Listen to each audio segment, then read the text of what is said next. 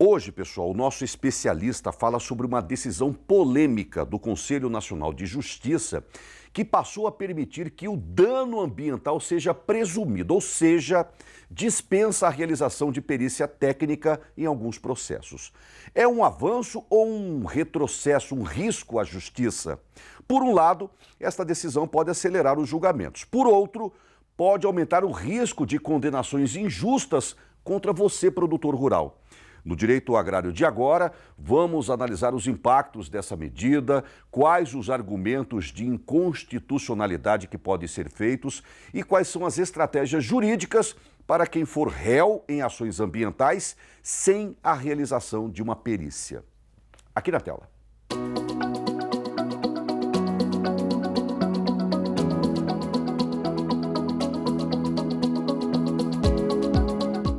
Saudações e de volta com o Direito Agrário. O tema de hoje nós vamos comentar aqui sobre uma mudança silenciosa, mas de grande impacto nas ações judiciais que envolvem responsabilidade ambiental, que é a dispensa de perícia ambiental técnica com base em uma presunção de dano, conforme tem sido admitido por algumas diretrizes do Conselho Nacional de Justiça, o CNJ. Essa discussão ganhou força a partir da publicação de um documento chamado Protocolo de Julgamento com Perspectiva Ambiental, lançado pelo CNJ em 2023.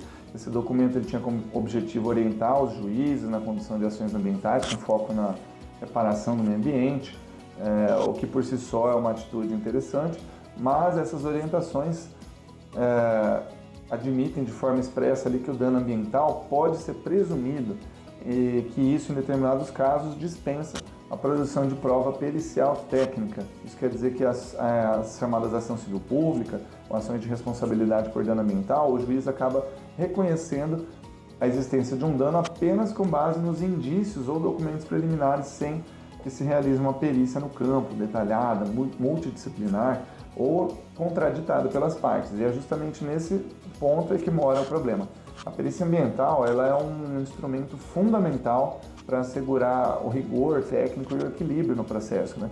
Ela garante que o juiz entenda, compreenda de forma isenta, embasada, os aspectos científicos, jurídicos e qual que é a extensão do dano, né? Existe uma recuperação possível, houve negligência, qual foi o grau de responsabilidade do agente e principalmente a relação de causa e efeito entre a conduta e o dano identificado. Então, eliminar essa etapa, mesmo sob um argumento aí de dar maior celeridade para os processos, proteger o meio ambiente, pode resultar em decisões arbitrárias, injustas e sem base técnica, né, violando o que nós chamamos de devido processo legal. Então a jurisprudência já demonstra que em alguns casos a simples existência de um relatório de vistoria do órgão ambiental, muitas vezes sem um rigor técnico ou sem observância do contraditório, serviu como base para condenações com multas milionárias, né, recuperação ambiental e outras obrigações gravosas.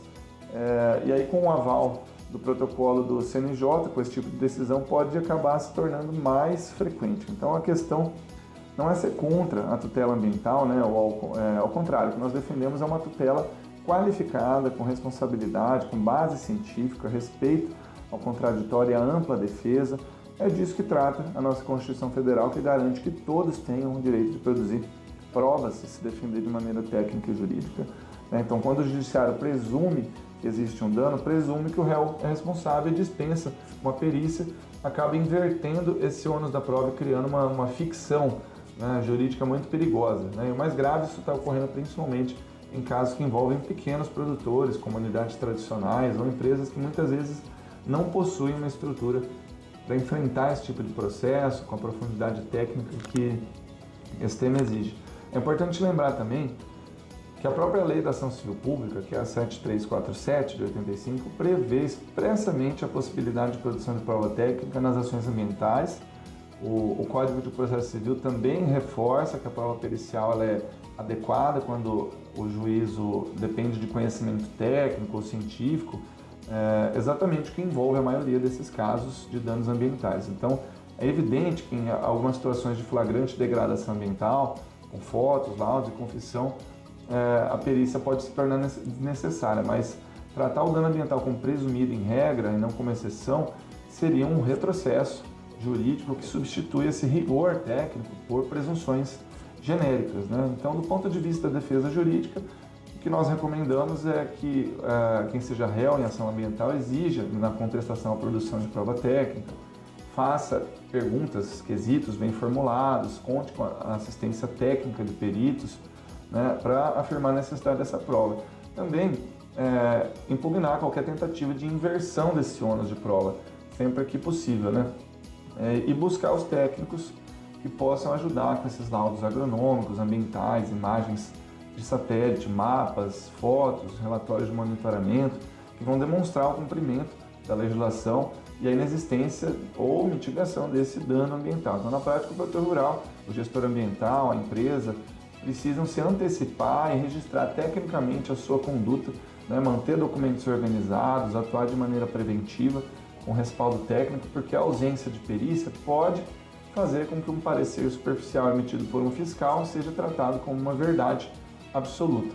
Então, em tempos de mudanças climáticas, judicialização crescente, polarização dessas narrativas ambientais, é fundamental que o judiciário continue agindo de maneira cautelosa, ambiental, mas sem abrir mão desses princípios ambientais do processo justo, técnico, equilibrado. Então, o meio ambiente ele não precisa apenas de decisões rápidas, mas também de decisões certas, né? E isso só vai ser alcançado com prova, com ciência, com dados e também com contraditório e com imparcialidade.